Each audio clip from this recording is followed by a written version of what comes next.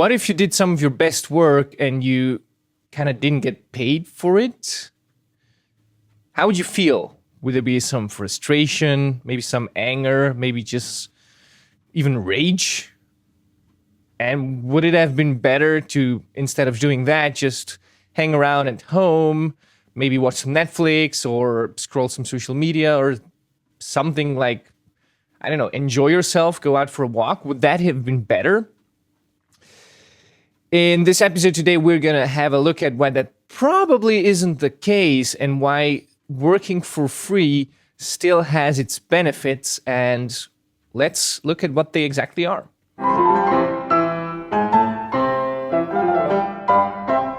Hello and welcome to the Artful Maestro podcast. I'm your host, Nenad Leonard, and we are here to find out about all the things that help us grow as classical musicians in the 21st century. Now, today, I picked out a special topic, which is kind of a very triggering one. It's about working for free. And so many of us know that we are being asked to work for free. There's so many extra hours that we put in for things that aren't really even thanked for. So let's look at the perspective from a musician who is already at a certain level, and then looking back at these periods of time where they have worked for free and why they did it and what they meant for them. Before we dive into the episode, let me quickly mention the Artful Shop, which is the main sponsor of this podcast. That's a place where you can go and get merchandise like mugs, like t-shirts. Everything is music themed, which is pretty cool. So just go ahead and see what they have in store. If you needed to buy a birthday present or like a Christmas gift or something, it's really, really cool to have for musicians. And you get even an advantage as a podcast listener. You can use the code Artful5 with the number 5 at the checkout, Artful5, and get a 5% off every single order.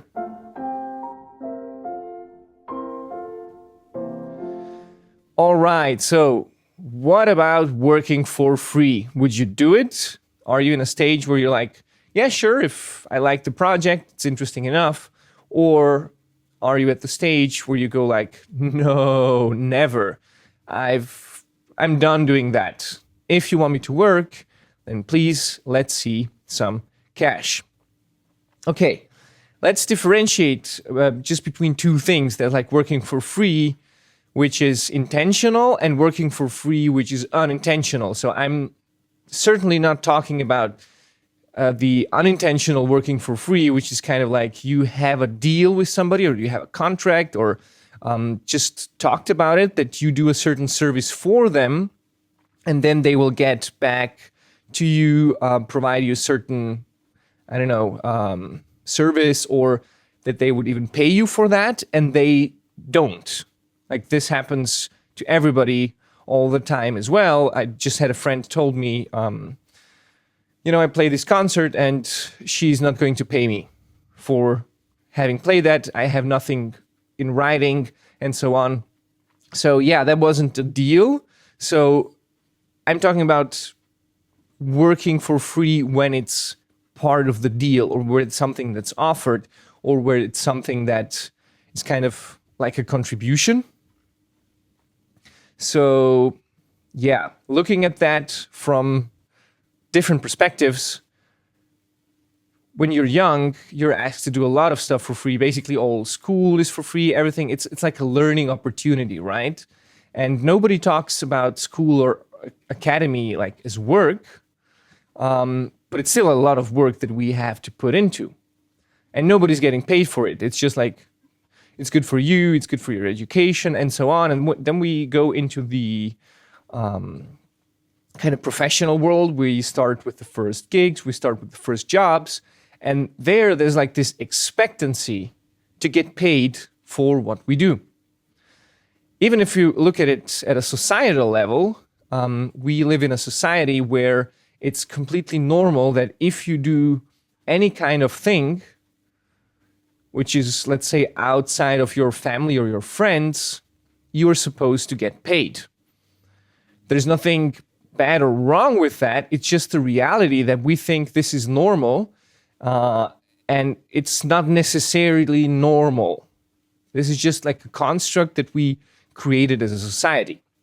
We could very well have a different society where nobody gets paid for any kind of service and resources are distributed equally.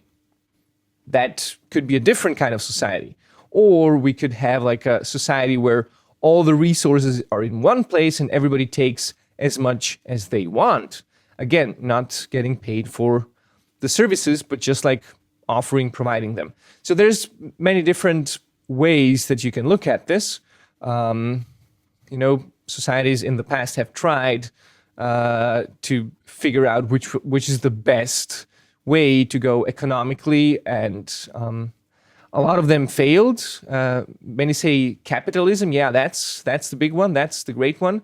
However, this one's also failing. Like you can see it with huge economical crises that we have had in the past, the ones that are going to come in the near future. There's no perfect system that we have. And what I want to look at right now is just question a few assumptions that we have around money and around work, and look at how working for free can actually benefit us regardless of where we are and regardless of how old we are, what our financial situation is, and so on. Again, what we're talking about is providing services for free and how that can benefit us. Now, if you are in a place where you don't have enough resources, enough money, enough financial stability to even survive, like if you don't have a roof over your head, or you can pay your bills, or you can pay your groceries, just like the foundational stuff, not the luxuries or things that you don't really need, but like the needs. If you don't have your needs met, I still strongly suggest you go out and find some kind of stable work where you can get your basic needs met before you start providing anything on additional for free. There are also some people who are just like not able to ask for payment for their services, which is also not something that I'm asking or that I'm talking about here. So people who would do all kinds of tasks, right? Help everyone, but then they always get kind of left behind. And then they get into money problems, and they have to kind of go and borrow some money, and they fall into debt and stuff like that. I'm also not talking about this. Although, if you are in a situation where you are kind of struggling financially, usually the right type of working for free is going to propel you out of it very, very quickly, like very quickly. And I'll stop beating around the bush and tell you what I'm talking about here. There is a book that I read last year. I have been in a place where I was really, really frustrated with all that's going around the music industry, trying to build a career, trying to get paid well, and then sometimes it worked, sometimes it didn't. People would cancel concerts out of the blue. They didn't have enough budget, and so on. So I was really getting frustrated in having not the financial outcome that I expected. And I was getting kind of pretty angry, so I started like putting up my fees, and everything that was below that fee, I would just disregard. It wasn't even worth my time. And then I started reading a book on finance, which is called Rich Dad, Poor Dad by Robert Kiyosaki.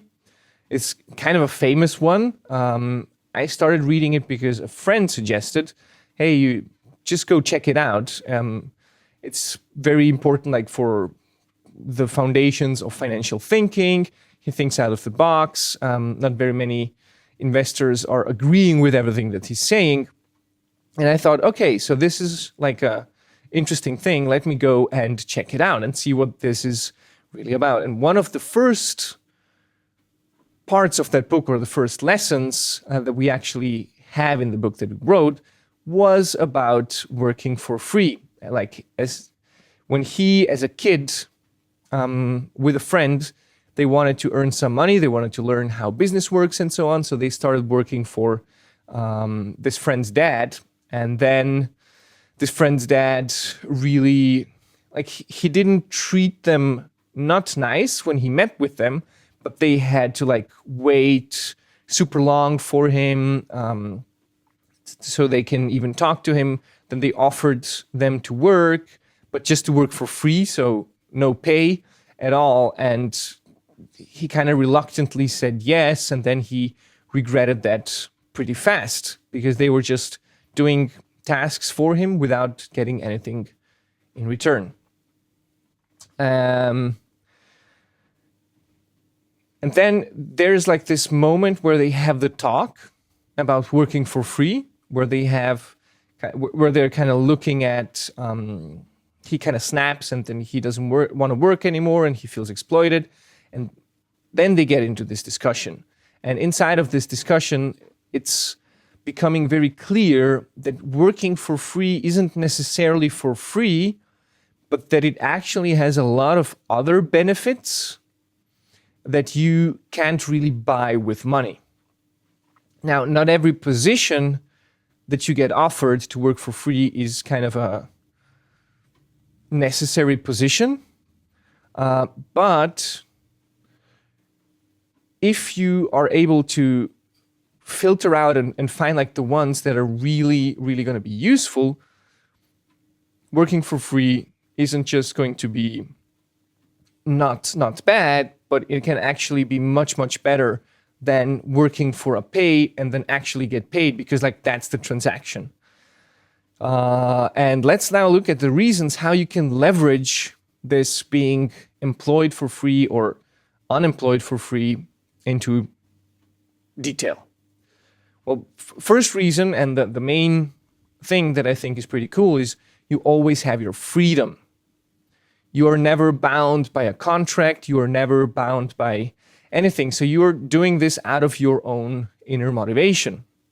And by the way, when we're doing something out of our inner motivation, this means completely something different to us. It's like a hardwired thing in our brains. You can see the opposite, like with, for example, school children. If you start giving them goodies when they get good grades, like if you start giving them money, for example, you are turning this into a cycle of they expect a reward, and the reward is monetary. So once you start paying them like for good grades, you are destroying their internal motivation to learn. Because we as humans, we also have like this internal motivation to develop ourselves, to learn more, and so on. So whenever you start paying people for that, you're kind of diminishing their motivation to do it. We don't know exactly why, but it is probably to do because money has value. So once money is assigned to a certain thing that you did or that you're doing, our brain goes, oh, so that is the value, like that is the equivalent. So I will just do as much work as to get to this equivalent. That's also the reason why, I don't know, if you do the same job, in one case you would get, I don't know, $20 per hour, and in another case you would get like 120 per hour, you do a very, very different job. Because there's like a different expectancy, you have to pull yourself together, you have to provide more value, and so on. So that is also the reason why high prices, oftentimes I hear from people saying, oh, that's too high or that's not worth the thing. Usually it's always worth the price, like the price tag that it's put on it, because it is being valued in that way. And it's being valued from both sides. So the person paying, but also the person receiving. And this is something that you want to understand and bring back into the equation of working for free. So now you don't have this monetary valuing system. And you could say, well, working for free just doesn't matter at all because it's like, again, for free. So who cares, right? There's no value. However, if you think about it, it just kind of puts you out of the system. And who works for free in our society today? It's you work for free, let's say, for family and for friends. Like when you're helping them move, when you're helping them set something up, whenever some kind of support is needed, that is when you go and help them out. And there's no money being asked in that equation. And so this is what is actually going on. When you start working for free for someone, it's also kind of a signal of a deeper bond. Just a little bit. It's not a coworker boss kind of thing necessarily, but it's more of a we like each other kind of basis. And so you can start doing that. Now, just by saying this, I also already noticed in my head, there are a lot of people who pretend to like you so they can get a little bit of free work out of you, and they're really master manipulators in this world. Like, you don't also want to fall victim to that. If you notice that somebody's just taking advantage of you without offering a lot in return, maybe it's not the best thing for you. However, taking advantage of somebody is only happening if you allow that to happen. So at the same time, if you are very focused on what you are getting out of the deal, like that it's an actual win-win situation, you're fine. Like, it's going to be good. And let's just look at what is this win actually that you're getting. Well, the one that we mentioned is you're kind of getting closer to that person, and the other is that you're doing it out of your internal motivation. So everything that you learn there, it's kind of going to be more valuable to you, and you are going to be more motivated to do this work than if, let's say, you were getting paid for it, and especially if you weren't getting paid enough. So once you have these two, the next one is, what are you learning from that experience? And this is where the gold is. Because with these types of work, you can get into positions that are otherwise impossible to get into. Let's say that you get to be very close with important people. Let's say that you get to hear how they talk to others, how they think, what their kind of decisions are. And usually, if you want to go to the next level, you want to be hanging around with the people who are at the next level. And you want to be seeing what they do, how they do it, how they provide it, and so on. And oftentimes, you will see people go like to seminars or buy courses, and they would pay like, I don't know, tens of thousands of dollars. Like Tony Robbins is a great example of a coach who's doing these high ticketing sales where people are paying so much to go and see his courses. And let's say you don't have that kind of money, but you still kind of wanted to learn from Tony Robbins. Maybe that would be a great idea to just make yourself useful, stand out a little bit to him, and do that work for him for free. So what you are actually getting out of that is that you are near such a person that you get to learn from them, where others would pay tens of thousands of dollars, and you get to learn from them for free just by watching and being there. And you don't kind of have to spend any money on it. Well, you're not earning anything for your work, but that's kind of the exchange. And this can have very many levels. It can be made in very different, interesting constellations. Be that as it may, like what is super important to understand for us as classical musicians is that is an essential part of networking.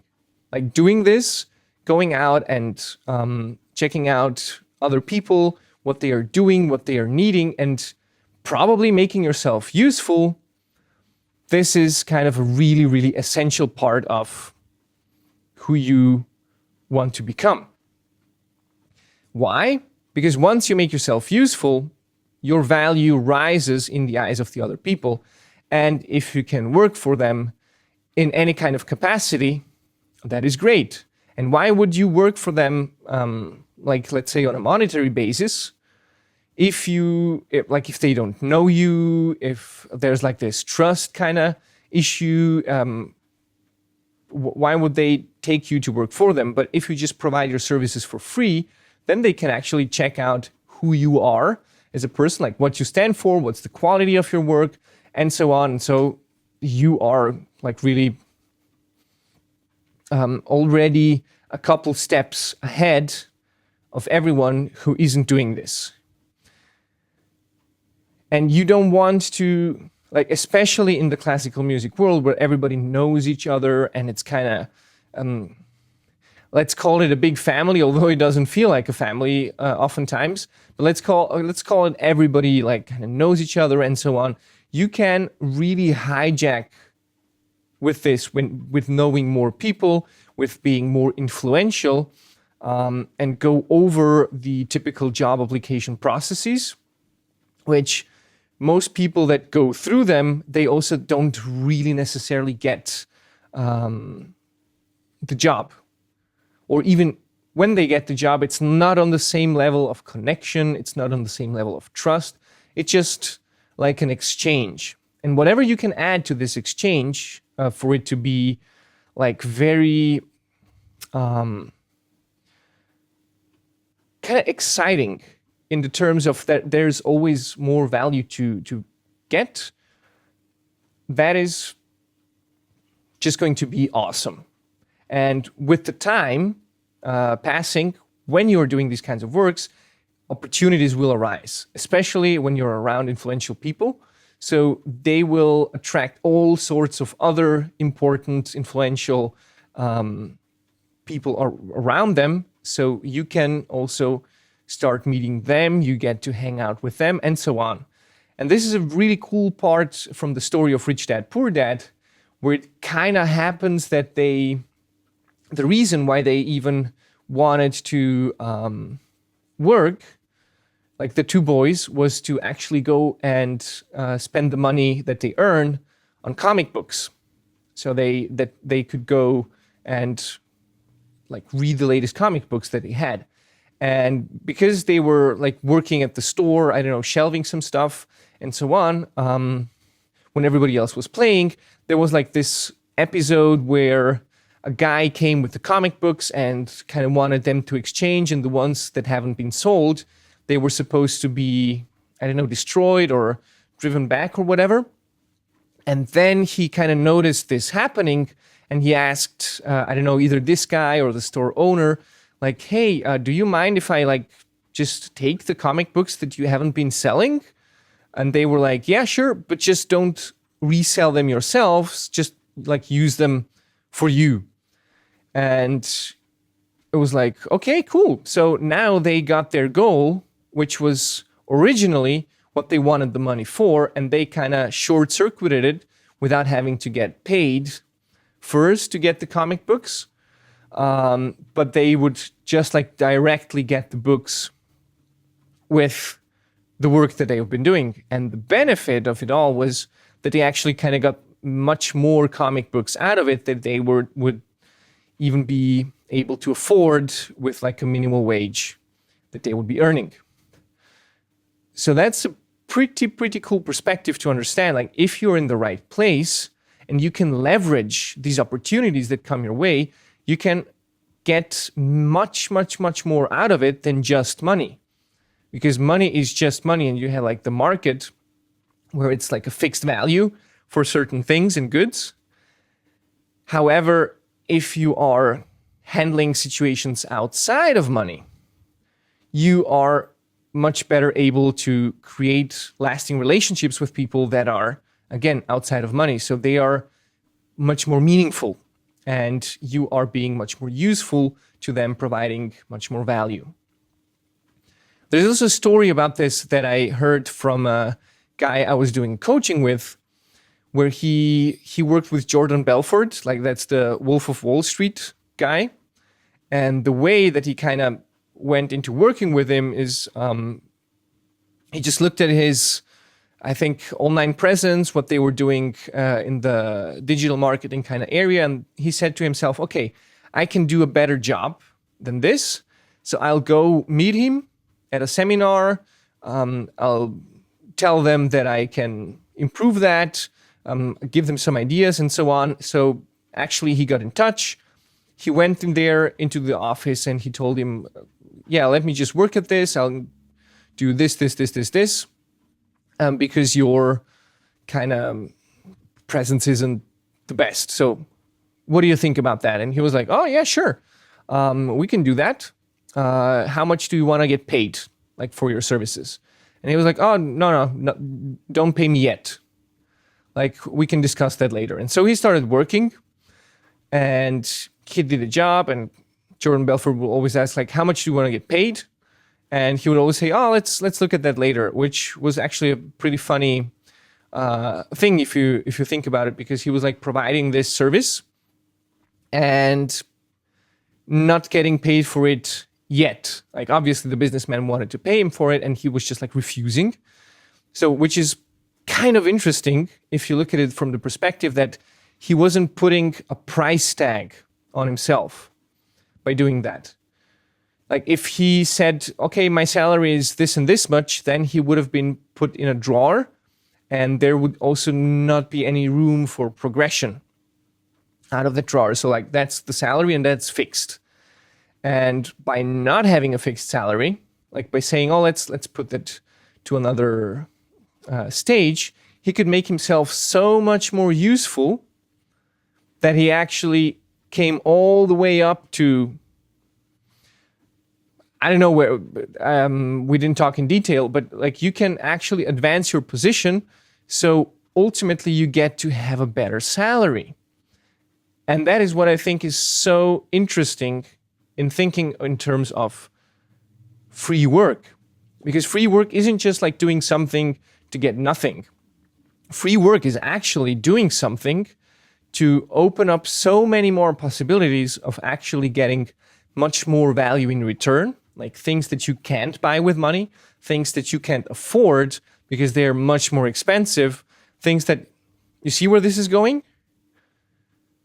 And that's the amazing thing of all of these. If you start leveraging free work in a way that benefits the other person, but it also benefits you, then it's kind of not really a free work. Like, it's not working for free.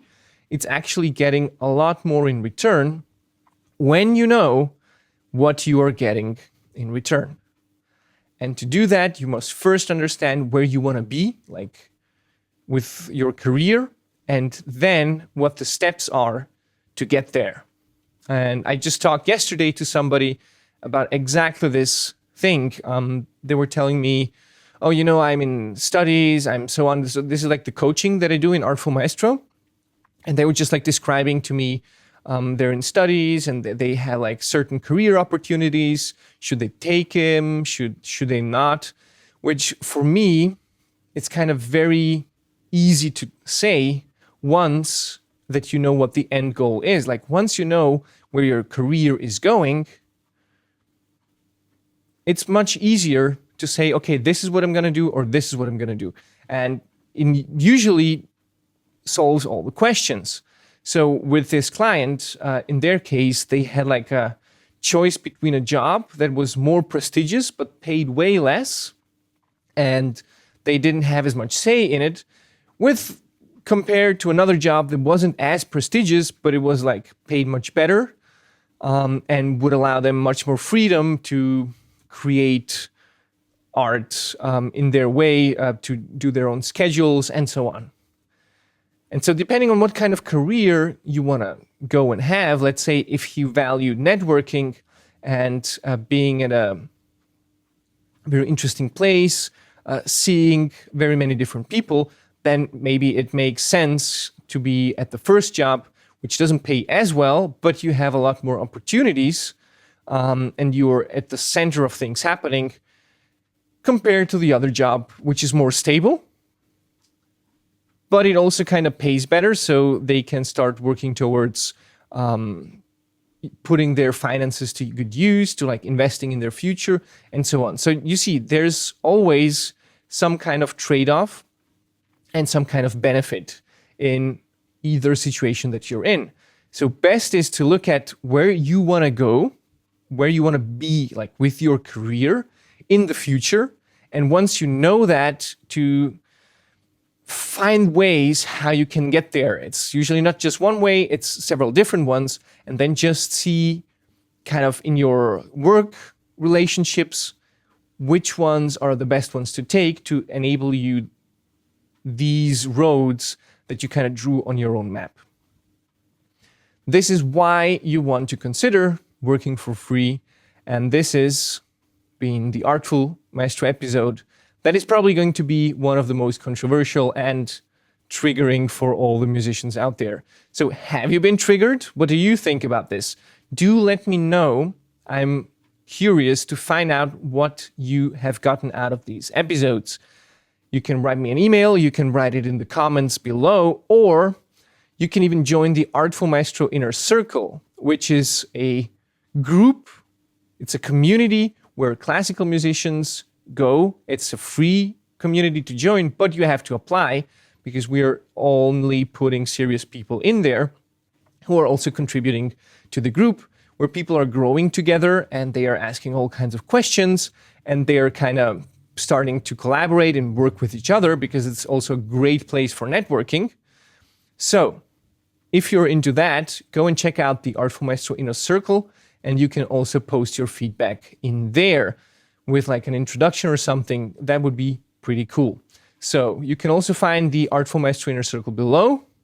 Go check out the link, send out your application, and we'll reach out to you.